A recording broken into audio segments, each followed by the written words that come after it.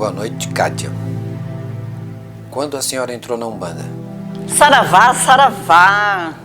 Eu quero dizer que é um prazer enorme contribuir com esse projeto do Arnoldo Vídeos Produções. Hoje ele está com 12.900 curtidas, pessoas que estão acompanhando ele. Então, ele faz um serviço maravilhoso com todas as casas de santo, mas ele também faz de casamento, batizado, ele faz muitas coisas lindas. E convida todos vocês sempre se inscrever no canal do Arnoldo e também chamar ele para poder filmar a sua festa, as suas camarinhas, que ele é uma pessoa muito, muito bacana e que nos dá essa oportunidade. E esse projeto que ele está fazendo de resgate da nossa tradição é uma coisa muito linda e eu me sinto extremamente prazerosa em fazer parte desse trabalho dele, servindo assim de forma maravilhosa. Então, eu entrei na Umbanda, na realidade eu não entrei na Umbanda, eu nasci na Umbanda, porque quando eu nasci, minha avó já tinha um terreiro que ficava, na época, na Raimundo Correia. E depois ela levou para Tobias Barreto, que é no mesmo quarteirão, só numa rua atrás. Então eu já nasci nessa bagunça da mãe indo para o terreiro e a gente ficando deitado lá dentro do terreiro com os guias incorporando, os preto velho benzendo e nós dormindo debaixo das saias das preta velha. É a bagunça que eu falo, não da casa de santo, mas de nós como crianças, né? Então a gente teve uma criação já muito envolvido nesse mundo místico, nesse mundo que eu digo que é um mundo sem o véu. Porque minha avó, ela iniciou a espiritualidade dela com uma história muito linda e talvez não dê tempo de aprofundar, mas quando ela foi para a Umbanda, que ela criou a casa de santo dela, foi na década de 48 e 49. Imagina, nessa época não existia internet, nem Google, nada, né? Então, e com ela aconteceu a mesma coisa que aconteceu com o nosso querido Zélio Moraes, que fundou a Umbanda. Ela estava com um guia, mediunicamente trabalhando dando uma palestra na Federação Espírita Catarinense, e quem acabou aparecendo, ver ser o mentor dela, que era o irmão Otaviano Ribeiro, veio o índio Pena Dourada. E a partir disso ele pediu para que ela mudasse a casa dela, que já era uma casa espírita kardecista, e ela foi mudando para Umbanda, até que ela iniciou o trabalho com o Caboclo Turi, e o Caboclo Turi nos criou. Mas a minha entrada como médium numa corrente foi em 1982, mas lá em dezembro de 82 que eu entrei, então eu considero que eu entrei em 83. Mas como criança, minha avó, por exemplo, era das 7 linhas. Mas quando eu estava lá com uns 13, 14 anos, já naquela fase que a gente incomoda pai e mãe, a mãe e a avó já começaram a levar eu para trabalhos lá com o pai Evaldo, com o pai Teles. O pai Teles fez algumas limpezas, alguns trabalhos de firmando meus anjos da guarda. Então eu sempre estava ali meio que com santo e aquela confusão de inícios, né, da mediunidade. Mas eu só fui acolher, aceitar já em final de 82, quando a minha mãe fez Ialorixá em Almas e Angola, que daí eu entrei já direto para casa da mãe Ilka de Inhaçã, ali na Rua dos Navegantes, que era a vizinha nossa, né? Então, tem muita história com o pai Valdo, tem muita história com a mãe Ilka, mas foi assim o início meu, foi muito interessante. Já em 85, daí eu já tomei Bori, em 88 já fiz para Babá, e já estou aqui nessa casa de santo desde 1986, que a Maiuca pediu para mim vir para cá para o terreiro da mãe, para colaborar com ela, como filha de sangue, para colaborar com ela, que ela também precisava de ter pessoas junto a ela, né? E daí estou aqui desde essa época. Então já é um bocadinho de anos aqui no dia a dia dessa macumba boa. A senhora comanda uma casa de santo vinculada a uma instituição diferenciada, do qual observamos. Fale um pouquinho. A nossa casa, como eu falei, que começou lá com a minha avó, né? Então, o centro da minha avó era Centro Espírita Irmão Otaviano Ribeiro. Quando ela foi para a Umbanda, ela continuou com esse nome, porque tinha um registro na Federação Espírita Catarinense, lá Catarinense Espírita, enfim. E daí, mas a gente começou a chamar a casa dela de Centro Espírita Caboclo Turi. E passou mais oficialmente a Irmão Otaviano Ribeiro. Quando a minha mãe veio para cá, já a Almas em Angola, ela traz uma outra estrutura, né? Que o nome da casa fica vinculado ao axé do santo, da mãe de santo. Então a mãe, trazendo a casa lá do Estreito aqui para o bairro da Tapera, em 83, ela começou a querer saber que nome que ia colocar, e o nosso irmão de santo, Luiz Pérez, sugeriu a ela que ela colocasse Reino de Iemanjá, porque ela é filha de Iemanjá.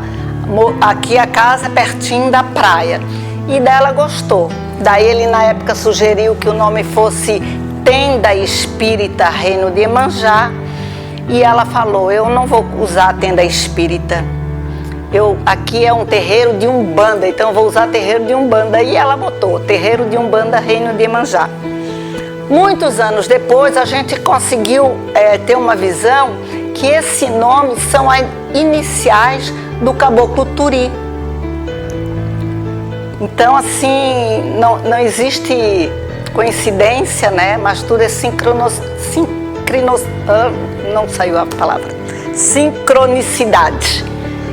E ficou assim. Quando chegou em 1986, a minha mãe instituiu uma associação. Então ela ficou sendo associação beneficente do terreiro de Umbanda Reino de Iemanjá, onde que a gente chama de Abeturi. Então essa associação mantinha a casa de santo e mantinha um museu, que é chamado de Museu Caboclo Turi. Que museu é esse, né? Então o museu são peças antigas, como vocês podem ver aqui no nosso altar. As imagens são daquela época de 1950. Então a maioria delas é dessa época, e a minha mãe quis instituir isso como patrimônio. E tem outras imagens que não estão aqui no momento no altar, mas a gente tem bastante peça. Tem o caboclo, o penacho do caboclo, tem uma saia toda de pena dele que ele ganhou da Maria de Oxóssi, que era cambona. Então a gente tem muitas peças muito antigas assim. Então esse museu se tornou um acervo importante para a nossa casa. Já quando chegou com o desencarne da minha mãe, um desencarne muito precoce em 2010, a gente ficou pensando como fazer. A casa, lógico, teve que sair os assentamentos, teve que entrar os novos assentamentos, e a minha casa de Umbanda passou a ser Casa Luz de Omulu, de acordo com o meu orixá, que eu sou de Obaloaê e Inhaçã. Mas a associação permaneceu, né? Então, a associação hoje mantém a Casa de Umbanda, Casa Luz do Omulu, mantém esse museu, e eu daí inseri na nossa associação uma biblioteca para a comunidade, a Biblioteca Mãe Dilma de Iemanjá, onde a gente empresta livros. Tem romances espíritas, tem livros de Umbanda, tem livros de Candomblé, livros de ervas, livros sobre saúde, livros de reiki, de chakras, e livros todos do conhecimento do ser humano para esse olhar da cura. E também temos um núcleo de cura, chamado Núcleo de Cura Luz da Terra, E nesse núcleo a gente trabalha nessa linha, né, de auxiliar as pessoas a se curarem. E essa é o que é a nossa associação. Então a gente tem, é uma associação que tem 4 grandes olhar nosso, né? Que é esse núcleo de cura, que tem trabalhos terapêuticos, etc. A Casa de Santo, a biblioteca e o museu. E os trabalhos que a gente faz social e cultural para toda a comunidade. Levamos um pouquinho do varal cultural para as escolas aqui na comunidade. A gente faz caminhada da paz, né? Tem um ano faz uma coisa, outro, porque o nosso grupo é um grupo pequeno. A gente vai conversar das crianças sobre o que é o santo, para ir desmistificando muito esse padrão que tem aqui no bairro sobre a Umbanda, né? Tem muita gente que tem medo e a gente vai trabalhando e tentando disseminar essa cultura da nossa tradição, do amor que a Umbanda do amor que o orixá nos ensina, né? A prática da caridade, do bem-querer, do bem-conviver. A senhora fala do holismo. O que é a Umbanda holística? Bem, holismo parece uma palavra tão nova, né? O que é o holismo? Gente, essa palavra foi criada em 1926 por uma pessoa chamada Jan Smuts. Ele era um filósofo, ele era general e ele era um estadista sul-africano. E ele que surgiu com essa palavra, porque na ideia dele, porque ele também trabalhou muito no movimento anti-apartheid que aconteceu na África do Sul. Então a ideia dele é que no princípio de tudo existe uma organização da totalidade do universo, que nada funciona sozinho, que tudo faz parte do todo e que se a gente começar a segmentar, passa a ter a destruição da humanidade. Então o que aconteceu? Ele escreveu esse livro chamado Holismo e Evolução e só foi publicado na Inglaterra, em Londres, naquela época, em 1926. Passou alguns bons anos, lá para a década de 1940, alguma coisa, que eu não recordo agora, e nem botei na colinha.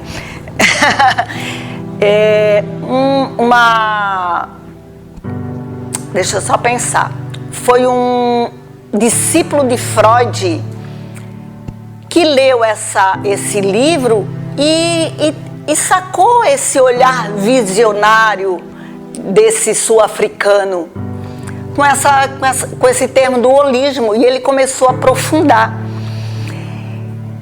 E daí ele começou a trazer a ideia dentro desse olhar da psicologia que todo corpo, em todo o corpo, há uma grande batalha para se tornar um todo. Então, existe esse movimento natural, orgânico nosso, como indivíduos, da gente se tornar um todo. Só que a gente não sabe muito como fazer isso, né? E a psicologia, há muitos anos, tem estudado e buscado como se faz isso. E daí Pierre Weil, que é um grande psicólogo, né? E ele foi fundador, criador, junto com Jean Leloup e Mônica... Esqueci o sobrenome dela, desculpa, gente, mas é uma francesa. Eles juntos criaram a Universidade Holística da Paz. E daí fizeram um congresso, e num congresso aqui no Brasil, quando nasceu a Universidade Internacional Holística da Paz, aqui no Brasil com Pierre, ele trouxe no congresso essa ideia do holismo. Então ele criou o primeiro congresso holístico internacional. E nesse momento ele abriu um portal para esse novo paradigma. Então, daqui do Brasil, ele se expandiu para todo o planeta, para as outras Unipaz pelo mundo afora. E Roberto Crema, que é o nosso atual, que eu digo nosso porque eu faço parte da Unipaz Santa Catarina, dessa Universidade Holística da Paz, o Roberto Crema, ele deu uma continuidade nesse processo da evolução criativa, nesse olhar do todo, né? E daí, quando a gente vai buscar o que é a Umbanda holística, bem, a Umbanda holística já tem isso, né? É uma visão, e a nossa vice-reitora da Unipaz, ela diz assim, é a vista de um ponto, né? Então, é um ponto de vista. Então, é uma visão baseada nesse holismo que esse sul-africano, Smuts, falava. Que a gente não é pela metade. A gente não trabalha assim um pouquinho de um lado, um pouquinho do outro. A gente é um todo. Então, eu digo para todo mundo que a Umbanda, ela já nasceu holística, né? Porque, olha só, esse holismo fala que a natureza do universo é evoluir constantemente. Só que vai de forma bem lentamente. E na medida que vai crescendo, todo o universo, toda a natureza vai procurando cada vez mais ser inteira. E o ser humano, ela trabalha nisso. E o que faz a Umbanda? A Umbanda, ela já vem com esse olhar do todo. Já vem pelo nome, que é Umbanda. O que é Umbanda? E eu gosto muito de falar uma coisa que eu tenho na minha memória de criança, que eu falava assim para minha avó. Eu chamava ela pelo nome, tá, gente? Ana, o que é Umbanda? Fala Umbanda, Umbanda, o que é Umbanda?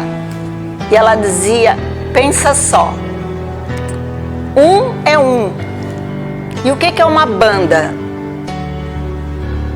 Não é a banda que toca em baile? Eu disse, é a banda que toca em baile. Então, agora pensa, São Francisco de Assis tem uma oração que diz o quê? Senhor, fazei-me instrumento de vossa paz.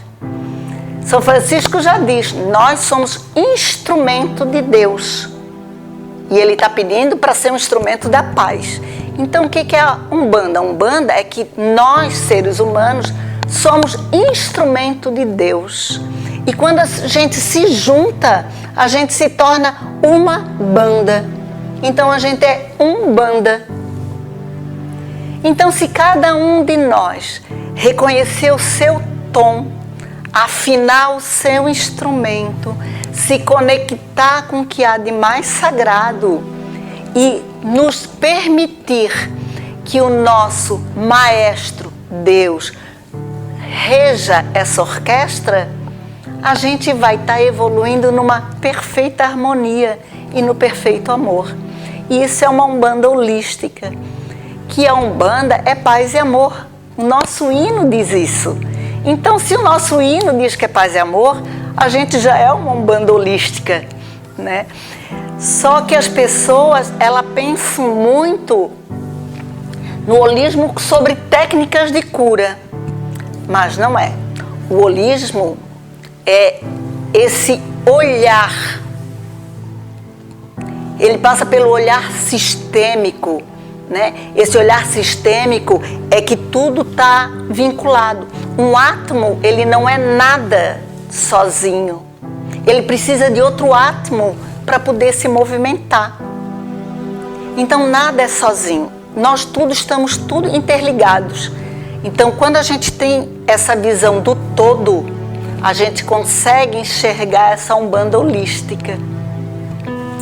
Então, é importante, quando a gente olha a Umbanda, que todos nós trabalhamos nesse tempo e espaço, né? E quando se trabalha nesse tempo e espaço, a gente começa a olhar que o ser humano, ele vive numa fantasia da separatividade.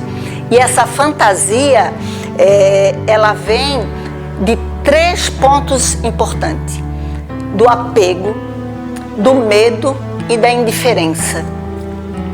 E o que é esse apego? Por exemplo, na Umbanda que a gente vivencia atualmente, né? Não posso falar do passado porque eu não faço parte da Umbanda do passado, nem do futuro porque também não faço parte. Eu faço parte no de hoje, então eu posso falar de hoje.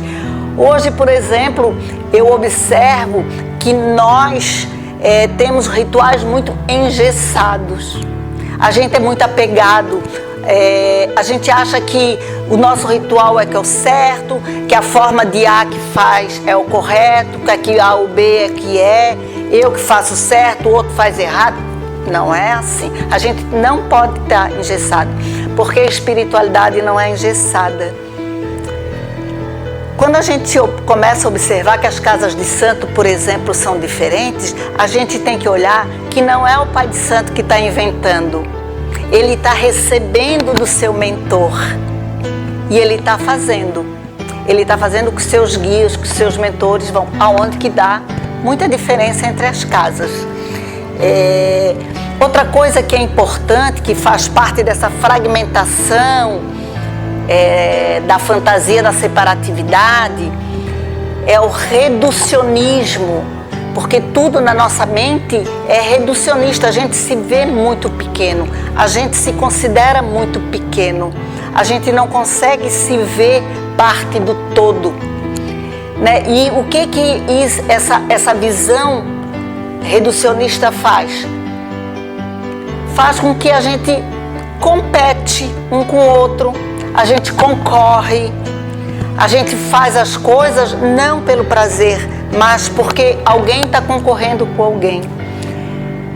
E outra coisa que também engessa muito a Umbanda e que sai desse foco da Umbanda holística é a falta, eu não digo falta não, porque não é falta, é ausência de estudo. Porque isso nos traz o reducionismo espiritual. Quando nós nos colocamos à disposição de estudar, e aqui eu não estou falando estudar livro de Umbanda, não, é estudar a espiritualidade como um todo, essa abertura que hoje é muito grande, né? Quando a gente se coloca nesse olhar, a gente vai começar a olhar os valores nossos. A gente vai começar a dar oportunidade à coletividade. Porque hoje a coletividade pede práticas de curas espirituais. Só que os nossos rituais estão muito engessados. A gente precisa destruir essa fronteira. A gente precisa ser mais ponte. E a Umbanda holística é isso, é ser ponte entre o divino e o ser humano que não consegue ter esse acesso. E facilitar esse transpasso, esse transpassar dessa pessoa de um ponto para o outro, né, para ela poder passar por esse rio, por essas águas turvas, por esses períodos que para ela através de uma doença ou de problemas que existem na vida. Então, quando a gente oportuniza isso e sai desse foco de fazer o ritual pelo ritual, a gente consegue acessar a Umbanda verdadeira, né? E sai dessa fragmentação que a gente vive hoje. Então isso é um pouquinho dessa visão holística, dessa Umbanda holística, que é o meu ponto de vista, né? E eu sei que esse ponto de vista e essa vista deste ponto que eu tenho proporcionado aos meus, tentar que eles mudem também o ponto de vista, eu tenho percebido que existem várias casas que também estão indo para isso. Inclusive várias casas de almas em Angola, porque eu fiz parte de um projeto junto com o Wagner, o Giovanni Martins e o Luiz Pérez, e a gente fazia informativos, e eu fui em várias casas, e muitas casas estão trabalhando com essa linha de cura, abrindo espaço para esse mundo novo que a gente está vivendo. Então, eu gostaria de deixar também colocado que nesse olhar dessa visão holística é importante nós, como sacerdotisas e sacerdotes, também abrir os nossos ouvidos para ouvir os jovens, refletir o que eles estão falando, os anseios deles, essa busca que eles têm e que às vezes as casas não estão dando sustentação filosófica, doutrinária e teóricas científicas a eles, né? Então, eu penso que a gente pode ampliar muito essa nossa visão e abraçar essa Umbanda holística que vem de uma forma maravilhosa, que abre esse portal para esse novo milênio. Quais terapias que são oferecidas na instituição? Eu acredito que deu de perceber que falar de holismo, falar de holístico, não necessariamente fala-se de técnicas de cura, de técnicas da nova era, né?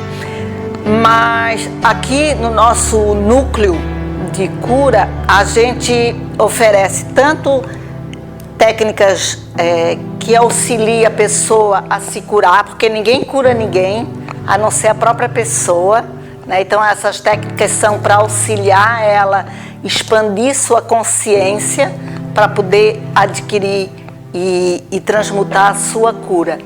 Então, além de orientações espirituais que a gente faz, a gente oferece o reiki, oferece trabalhos com cristais, cromoterapia, banhos de ervas, tanto pelo núcleo de cura como aqui no terreiro, né? Banhos de cheiro,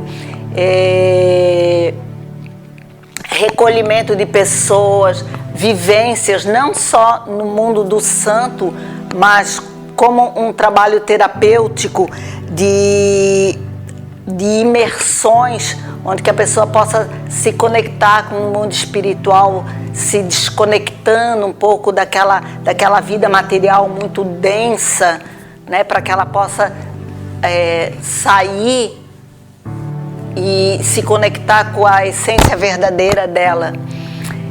A gente oferece alinhamento de chakras, corte de cordões emocionais,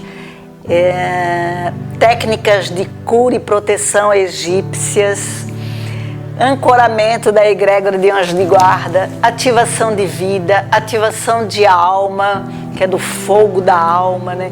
Cursos de qualificação a gente oferece, tanto com reiki, geometria sagrada, projeção astral, arte de viver em paz, evidentemente, que eu faço parte da Unipaz. No mínimo, a primeira arte que Pierre colocou, que é a arte de viver em paz, a gente também ministra aqui. E em um curso que eu também já dei por EAD na UDESC, que é o Campo de Energia Universal. Eu chamo esse curso do céu. Vamos estudar o céu, Campo de Energia Universal. E também noções básicas do chakras. Então a gente oferece todas essas técnicas e a gente tem um espaço específico para isso. E estamos em pandemia, então nessa pandemia a gente não tem feito nenhum trabalho, porque só agora que a gente está começando a estruturar a casa para receber pessoas assim, né? Há poucos filhos também que estão vindo aqui, não é a maioria. O que se pode esperar pela Umbanda neste terceiro milênio? Bem, a gente já está no terceiro milênio, gente. Parece tão longe, né? Terceiro milênio. No meu olhar esse terceiro milênio, é o terceiro milênio de Obaluayê, né? E a gente tem visto isso, né? Olha a pandemia aí e quantas outras pragas que a gente tem visto. Eu chamo de praga, né? Por exemplo, aqui na ilha a gente tem muito aquele caramujo escuro que não dá conta, né? Eu digo, olha, mais uma praga de Obaluayê suspendendo aí o mundo, né? E o que é esse terceiro milênio, né? É a entrada da era do aquário. E o que é essa era do aquário? Eu não posso explicar em detalhes porque eu não sou astróloga. Mas o aquário tem a ver muito com a comunicação. Mas essa comunicação rápida. E todo mundo consegue ver, né? Hoje em dia, com essa pandemia, tudo é digital, tudo é live, curso à distância, curso por computador, não tem mais uma vida presencial quase, né? Tudo pelo web e via satélite, tudo está assim, né, gente? A busca pelo futuro também, que é o que tem feito essa tecnologia ser muito rápida, né? Uma tecnologia de 5, 6 anos atrás, ela é considerada obsoleta para agora. E isso é a era de aquário, né?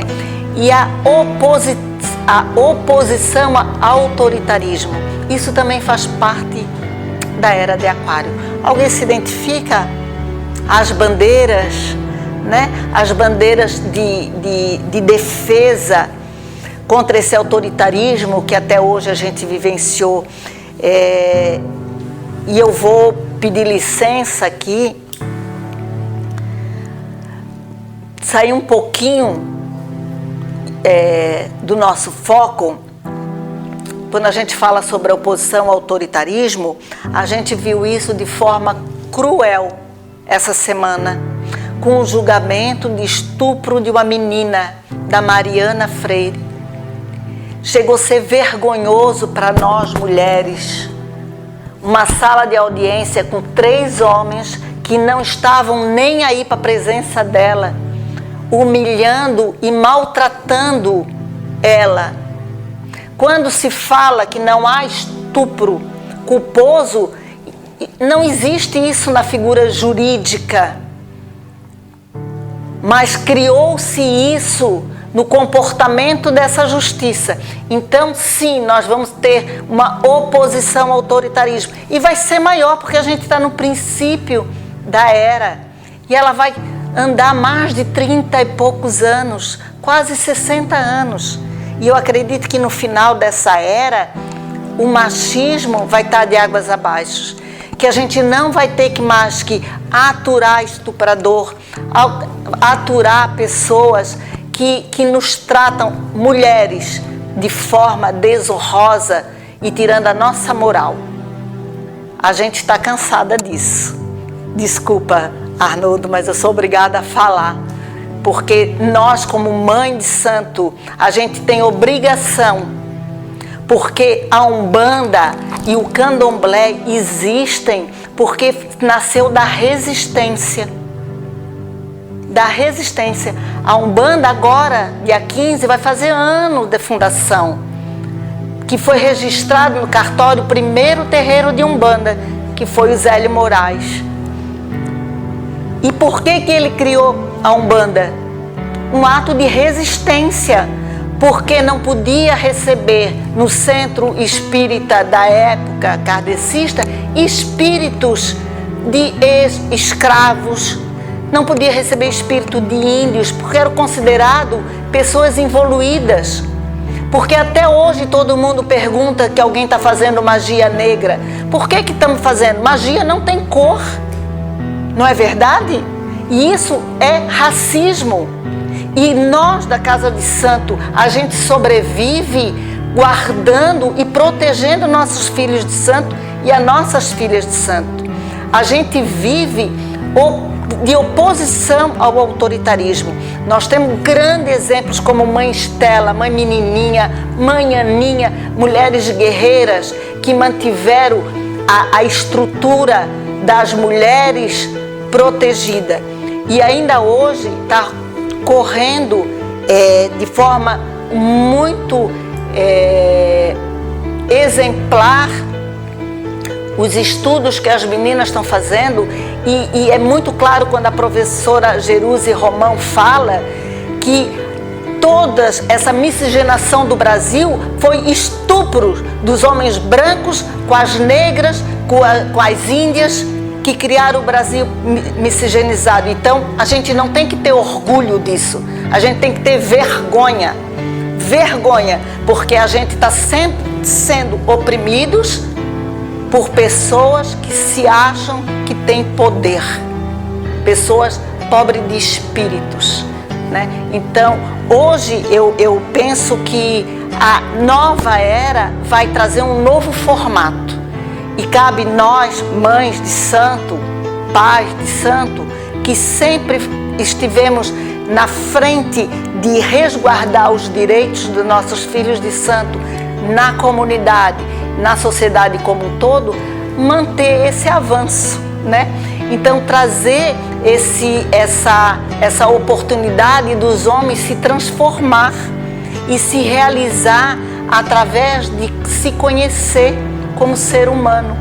Porque na casa de santo, o filho de santo, quando se recolhe, ele vai se recolher para o seu sagrado, para reconhecer o seu divino, o seu ori, aquele orixá que vive nele, a divindade interna dele, que é o que faz ele ser empoderado, que é o que faz ele sobreviver nesse mundo. Então, quando a nova era traz uma abertura para que os seres humanos começam a olhar e saber que ele vai estar inteiro quando ele olhar o seu ser completo, nas casas de santos já se faz isso. Porque na casa de santo é cuidado o lado espiritual, é cuidado da mente, é cuidado da psicologia do filho de santo, é cuidado da saúde, é cuidado das emoções do filho de santo, das suas tristezas, das suas depressões, é tudo cuidado dentro do quarto de santo. Então, é nesse olhar que a Umbanda, eu digo que a Umbanda já vive isso, né? Então, assim, ó, essa nova era vai trazer esse olhar de todo o povo, né? Para olhar para dentro de si, que é o que a gente faz com o filho de santo. Evidentemente que nós fomos criados dentro de uma fantasia da separatividade. Então, sair desse padrão da fantasia é muito difícil, né? E graças a Deus eu fui para a Unipaz, e na Unipaz quebrou muito preconceitos meus que eu tinha. E eu vejo que essa nova era também vai trazer isso. É importante nessa nova era, e eu vejo que a Umbanda do terceiro milênio está isso, de nós como sacerdotes de Umbanda e de Candomblé também, de oportunizar os filhos de santo, não só o ritual pelo ritual, né, mas trazer os pilares, né, do conhecimento, que é a ciência, a filosofia, a doutrina, para dentro da casa de santo também, para dar sustentação a esse novo ser que vem aí, né? Porque quando a gente busca entender esses sentimentos, a gente vai precisar sair desse padrão engessado, para ir para o padrão de ver o universo, de ver o mecanismo do todo, saber que uma borboleta, batendo as suas asas, ela vai criar um tufão do outro lado do mundo. Porque as coisas são sistêmicas mesmo. Outra coisa dessa visão sistêmica que o mundo holístico traz, e o terceiro milênio traz isso, e a gente já vê dentro de várias terapias, que é a constelação familiar. Dentro da Umbanda, a gente tem esse mundo sistêmico porque a gente foi ensinado, e a gente ensina aos nossos, que nós somos o que somos porque a gente tem os nossos antepassados. Nós temos nossos ancestrais, os nossos orixás também, que viveram com nossos ancestrais. E tudo que a gente faz agora vai fazer com que nossos descendentes também possam ter um futuro. Então, se tudo isso que eu puder plantar de novo, vai fazer com que nossos filhos do futuro estejam vivenciando essa nova era de uma forma muito aberta. A gente vai sair desse ritual pelo ritual, né? Quando se fala dessa Umbanda terceiro milênio, e muitas vezes eu falo, muita gente pensa que eu estou me desfazendo dos ritos, do olhar africano, da nossa raiz africana. E não é isso. Eu não falo de emulação. Eu falo que nesse terceiro milênio não é uma questão da gente olhar para os nossos rituais de emulação, mas a forma que se está fazendo. O terceiro milênio a gente vai precisar ter o olhar do sagrado. E quanto que eu estou praticando um ritual meramente por praticar? Ou eu estou fazendo aquilo, colocando toda a essência minha naquele ato da emulação, por exemplo? Se eu estou botando a minha alma junto com aquela alma que vai receber aquele axé da emulação. O terceiro milênio a gente vai precisar ter esse olhar, sair desse padrão industrial que a gente vai fazendo tudo no piloto automático, que eu vejo algumas casas fazendo no piloto automático. Filhos de santo não sabem nem por que estão emolando, que nem estão fazendo aquelas práticas da tradição. Tem filhos de santo que não sabem o porquê, não tem nem mais as palavras sagradas na hora de fazer as práticas, porque estão tudo no piloto automático. O terceiro milênio não vai ter isso. O terceiro milênio ele vai nos levar a consagrar tudo de forma extremamente muito santa e sagrada. Esse é o terceiro milênio. E da gente começar a santificar o nosso próprio corpo. Passamos agora há pouco tempo o dia de todos os santos. Os santos foram seres humanos normais como nós. A única coisa que tinha é que eles viviam inteiros.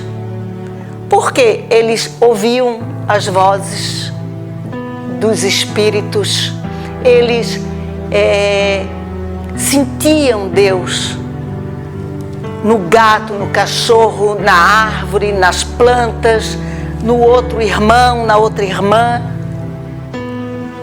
Eles eram o que nós deveríamos ser, né? Existem pessoas que buscam essa inteireza. E lembra, né? Eles só se tornaram santos depois que morreram e foram canonizados. Todo mundo era casado, tiveram filho, faziam a vida, iam dançar, se divertiam, tinham prazer, mas não se desonravam, né? E alguns de nós buscamos essa santidade e outros não. Então esse terceiro milênio vai nos levar a todos nós buscar essa santidade. Esse é o terceiro milênio. Então nós temos aí, como diz o Smurf, né, que é esse sul-africano que criou a expressão do holismo, a gente vai evoluir de qualquer jeito, a passos lentos, mas nós vamos.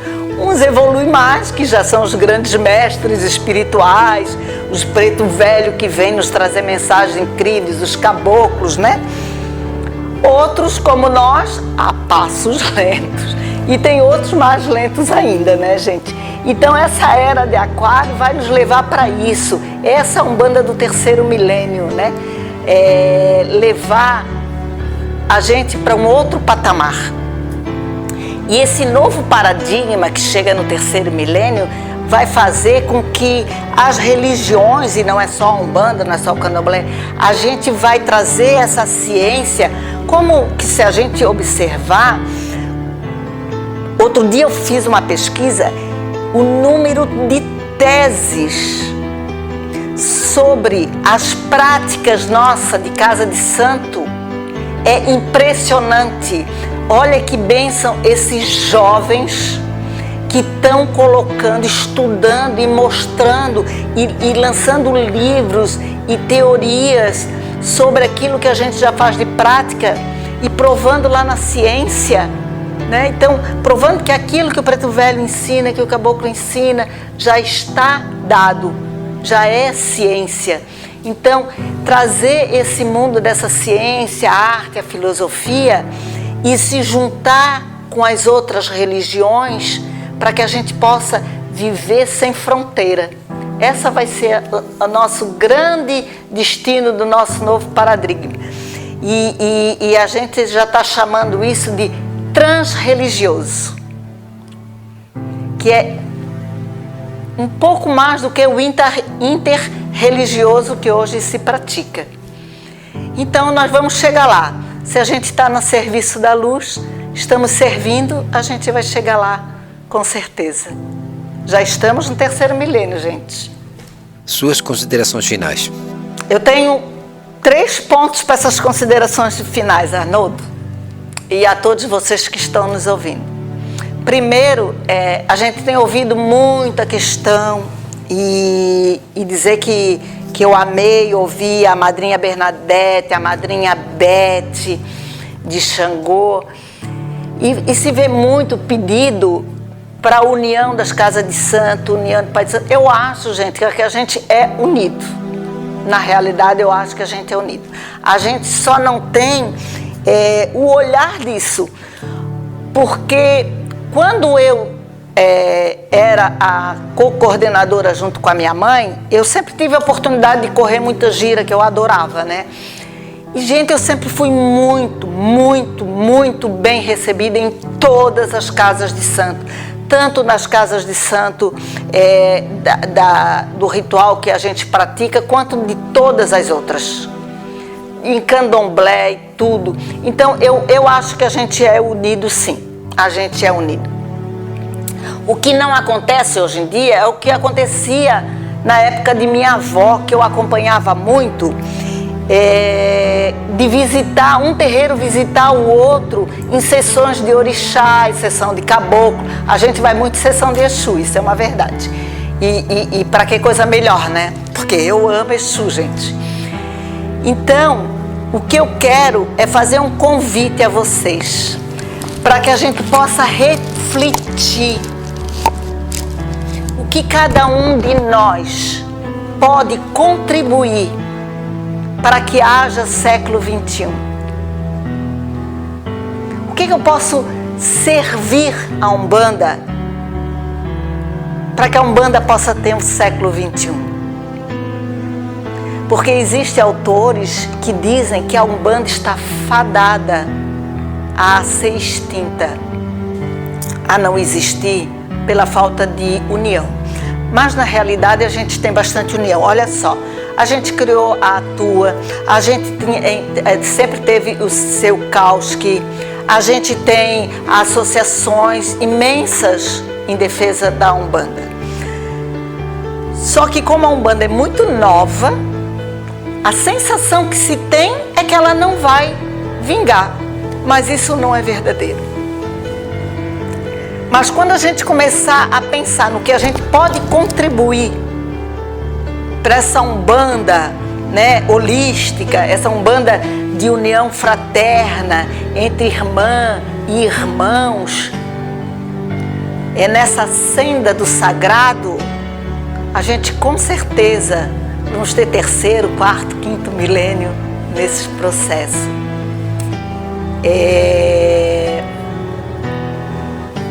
E agora, essa é uma consideração. A segunda consideração é que dia 15 de novembro a gente celebra o nascimento, né, dentro desse padrão que foi registrado no cartório, a data do registro cartório da tenda de Zélio Moraes, 15 de novembro. Então a gente está comemorando, dentro desse mundo burocrático, mais um ano de Umbanda.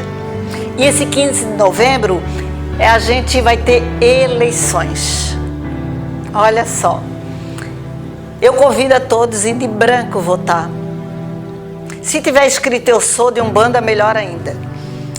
Mas, gente,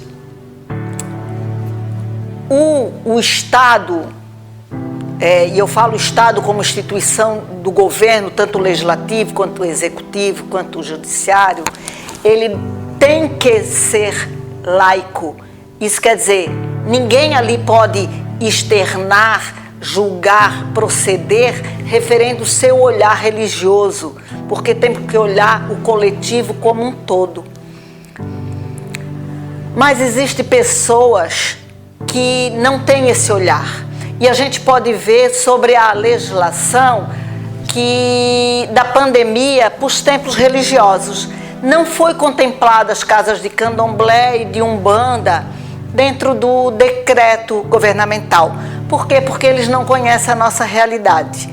E o que quer dizer isso? A gente precisa de povo de santo no nosso legislativo para poder ajudar a criar legislações também que a gente possa se sentir incluído, porque a gente vive invisível e a gente não pode mais ser invisível, a gente precisa ser visível. Então alguém tem que estar olhando na hora de criar as leis, esse olhar também do povo de santo. Então, se vocês puderem votar em pessoas que é de santo, vai ser assim um grande avanço, e nisso a gente vai estar construindo o nosso terceiro milênio. E Saravá Umbanda, né, gente? Saravá Umbanda, essa Umbanda de Oxalá, Umbanda de paz e amor. E a última consideração. No dia 16 de novembro, a gente celebra, se for para celebrar, que eu digo que isso não é a questão de celebrar, é o Dia Internacional da Tolerância. Ele foi instituído pela ONU. E eu faço parte, representando a matriz afro-brasileira, do Núcleo Ecumênico de Estudos Ecumênicos da Faculdade Católica de Santa Catarina. E agora, do dia 19, vai ter o 8º encontro interreligioso. Então eu convido a todos vocês a assistir. Quem quiser fazer parte, manda uma fala lá no nosso Instagram, que eu mando o endereço disso. E lembrando, dia 20 de novembro é o Dia da Consciência Negra. Não é só não ser racista, a gente precisa ser antirracista. E essas são as minhas considerações finais. Saravá Umbanda, saravá os nossos anjos da guarda, que meu pai Omulu possa derramar o seu filar sagrado de luz sobre todos nós, nos protegendo dessa pandemia, que essa cura venha logo através dessa vacina, que todos possam tomar essa vacina para que a gente possa entrar em outro padrão energético, que a Inhaçã possa assoprar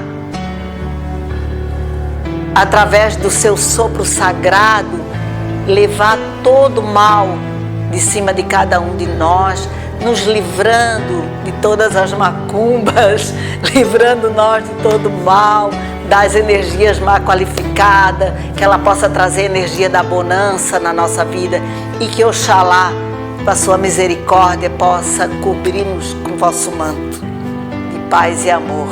Axé. Gratidão, gratidão a todos vocês, gratidão a Arnaldo.